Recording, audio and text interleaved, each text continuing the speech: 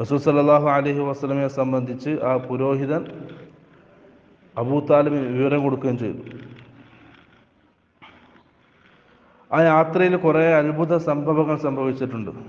ഒന്ന്, മേഘങ്ങൾ റസൂൽ സല്ലല്ലാഹു അലൈഹി വസല്ലമക്ക് തണൽ കൊടുത്തു. റസൂൽ ഇങ്ങനെ നടക്കുമ്പോൾ മേഘവും എന്ത് ചെയ്തു?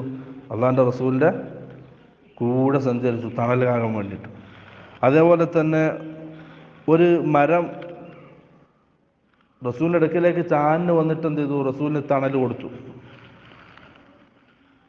അതേപോലെ തന്നെ ഈ റാഹിബിനെ കണ്ടുമുട്ടി, അതെ, ഈ പുരോഹിതനെ കണ്ടുമുട്ടി.